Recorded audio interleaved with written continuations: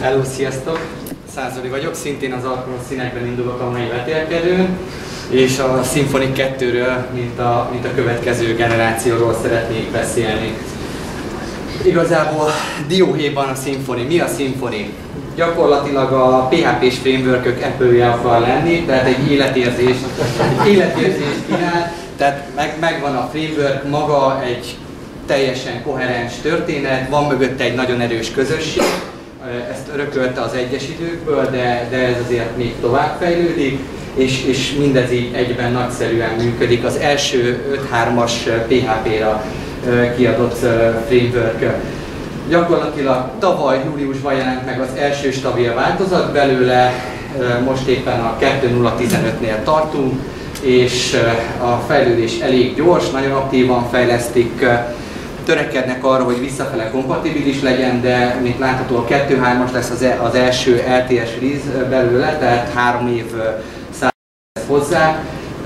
Ott lesznek olyanok, amik visszafele nem lesznek kompatibilisek, viszont ez nagyon jól követhető, mert van egy remek changelog, ebben sokat fejlődtek a srácok, és a gitlog is rengeteget segít, hogy kiderítsd, hogy mi az, ami változott benne.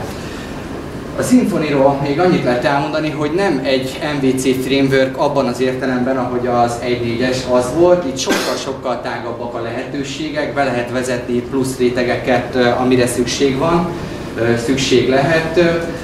Gyakorlatilag 21 teljesen különálló komponensből épül föl a 2-es Symphony, pontosan meghatározott API-val és pontosan meghatározott felelősségi körrel. Rengeteg best practice-t hoztak át a PHP-n kívüli világról is, gyakorlatilag a 2-es Symphony azt mondják, hogy a Springről lett mintázva, ez részben igaz.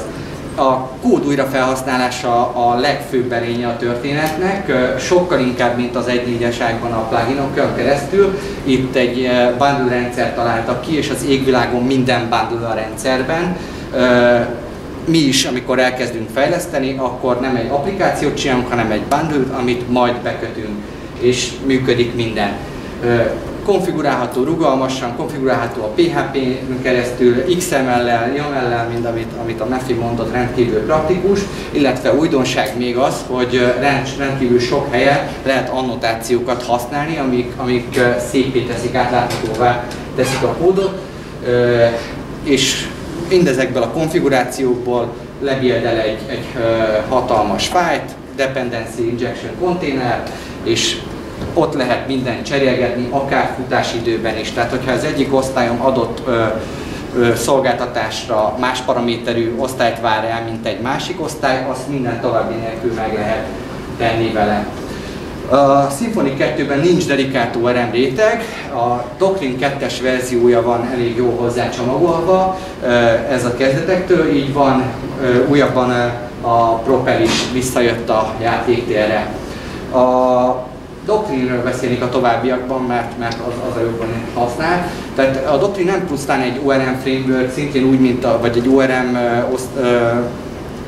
gyűjtemény, mint ahogy az 1.4-es volt a Doctrine 1.2, hanem ez egy adatbázis absztrakciós és elérési réteg, illetve van egy objektum-dokumentum mappelő történet, ami beépül a mi sima, egyszerű PHP osztályaink közé, majd lesz példa rá, hogy működik, illetve az adatbázis közé, és mindent ő elintéz magának.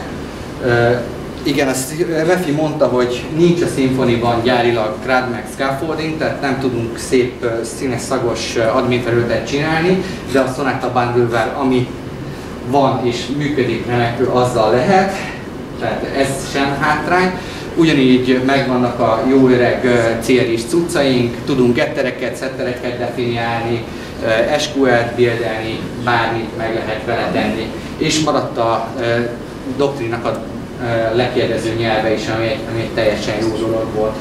Tehát így néz ki, a bal oldalon látható az, hogy ha van egy sima, egyszerű, statikus PHP osztályunk, beletettük a propertiket, tettünk hozzá gettereket, settereket, ezeket fölannotáltuk, megmondtuk, hogy milyen tábla legyen az adatbázisba, teljesen mindegy, hogy mi mögötte az adatbázis motor, megmondtuk a propertiknek a típusát, és ez akkor innentől kezdve működik, de ezt tudjuk YAML-ben is definiálni, ahogy a jobb oldalon látszik.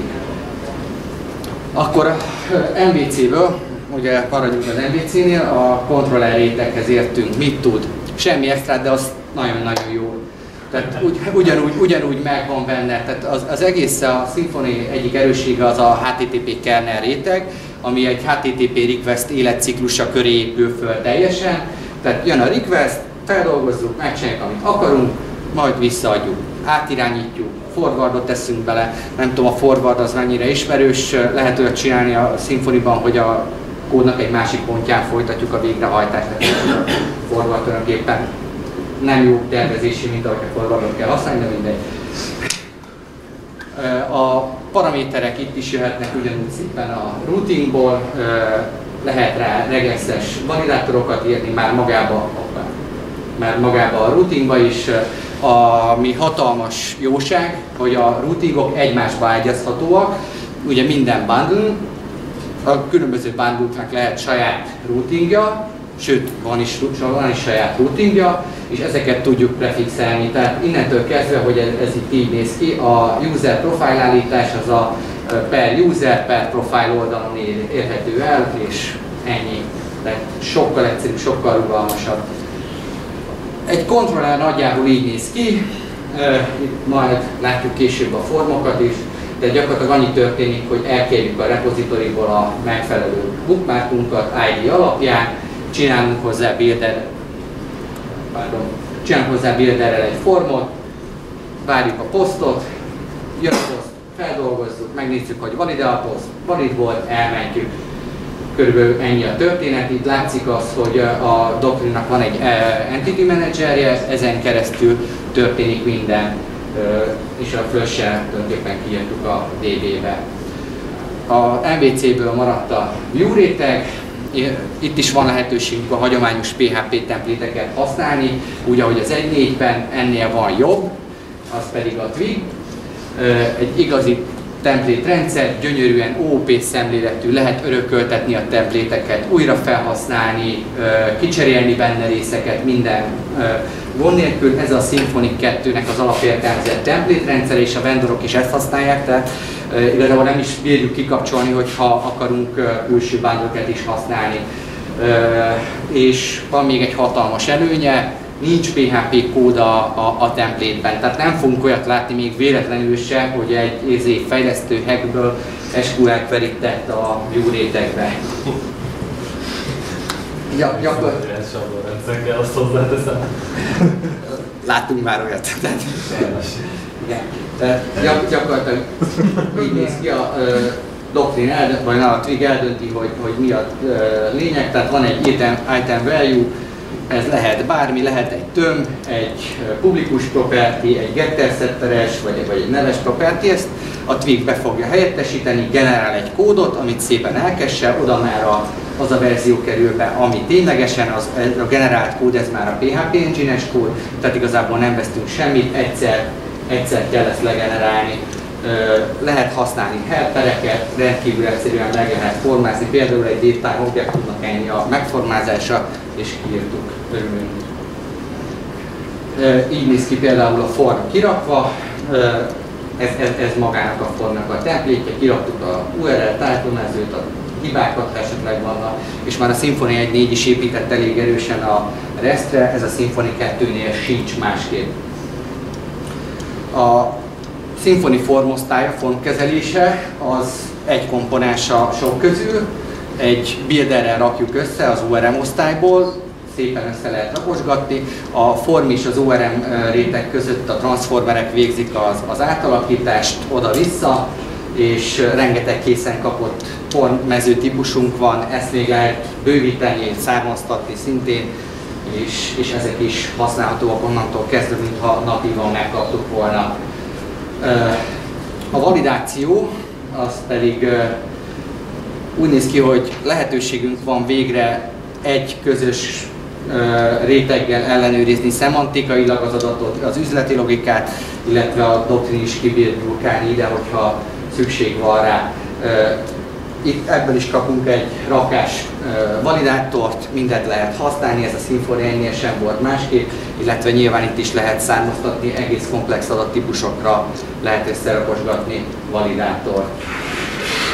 Még a tesztelésről beszélnék egy picit, gyakorlatilag a PHP Unit mint de facto tesztelrendszer, keretrendszer adott a Symfony 2 esetében is, mind a unit teszteknél, mind az integrációs teszteknél. Annyi a történet, hogy itt is vannak az extra namespace-ek, ugye mivel 5.3-ra épül a nyelv, és vagy 5.3-as PHP-val működik a Symfony 2, ezért elég erősen ki is használja az 5.3 lehetőségeit.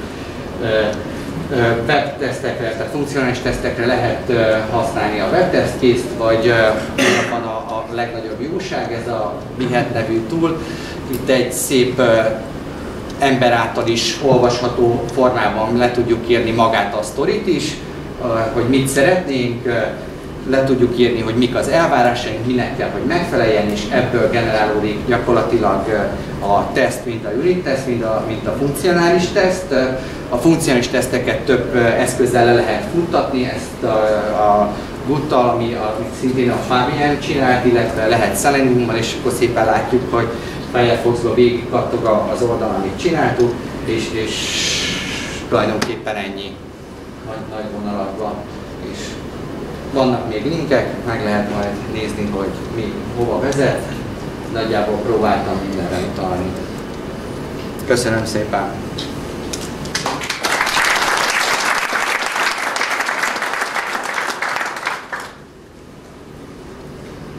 Kérdés? Elkaptam egy mondatot a Doctrine 2 kapcsán, hogy nem aktív rekord van, hanem minden egy függvény, egy jól pontosan. Nem értem a kérdést, hogy nem aktív rekordot használ, hanem minden függvény minden egy függvényben nyilvéségi van ez a történet. Sima osztályokat, PHP osztályokat definiálok.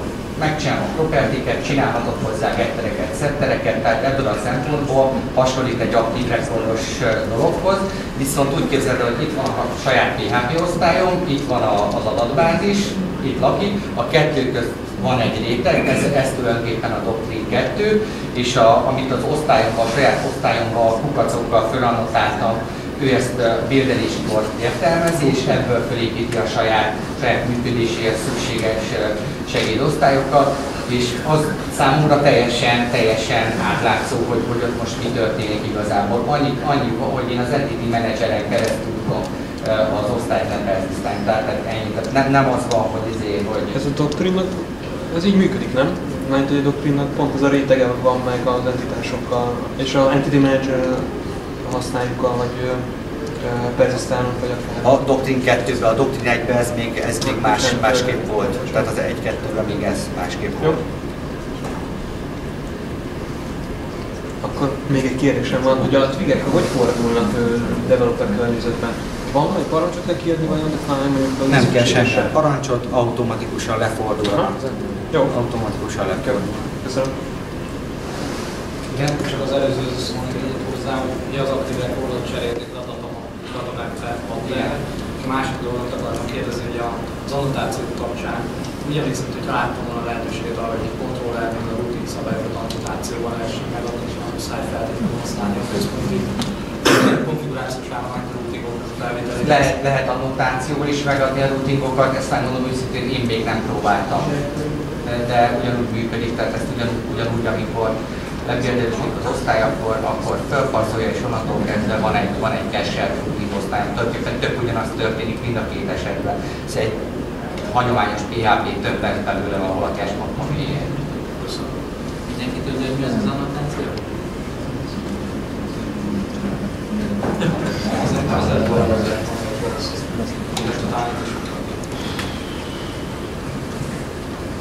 Igen? Validátorokkal kapcsolatosan, hogy a formosztályok megcsinálják ilyen sorra validátorokat is? Nem. Arról külön kell gondoskodni, vannak rá bármi kezdemények, én még nem láttam olyat, ami volt közvetlen sajnos, tehát ez hozzátartozik a történethez. A HTML5-ös validátor, aki nem kapcsoljuk, de ez körülbelül a HTML5 validátorokban körülbelül a Require működik egységesen, a többi az nem. Arra még várhatunk egy keveset.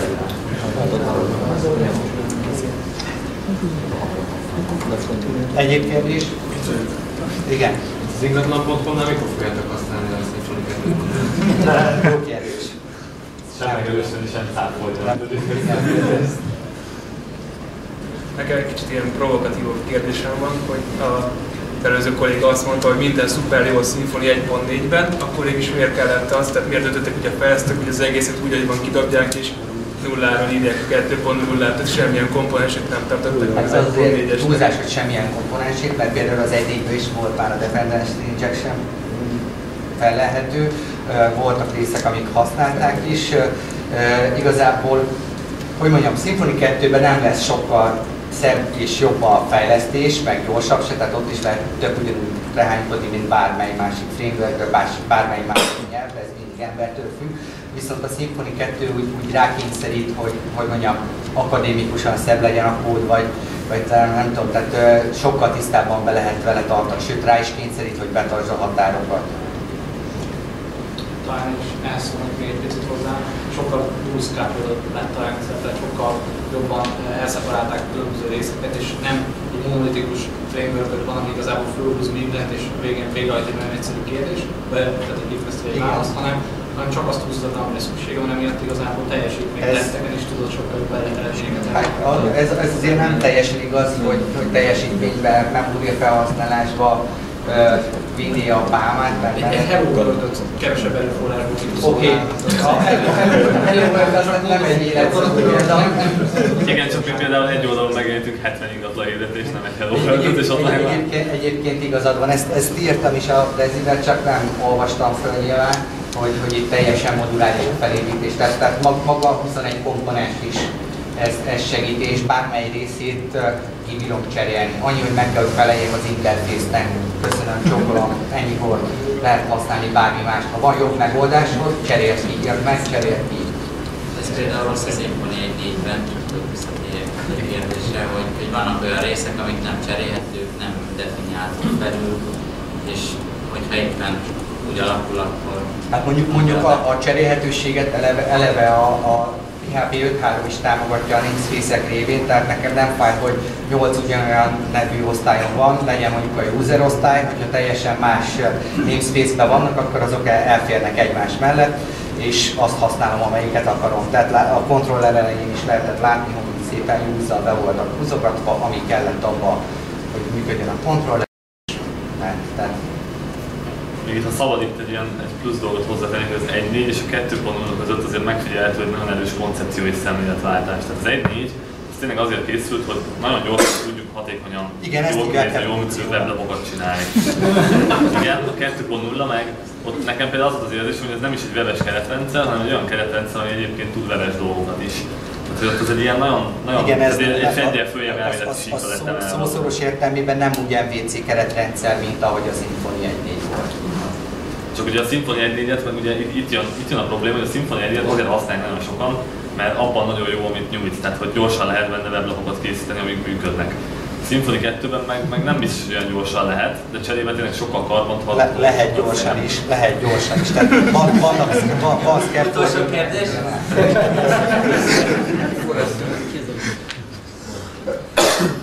Valaki?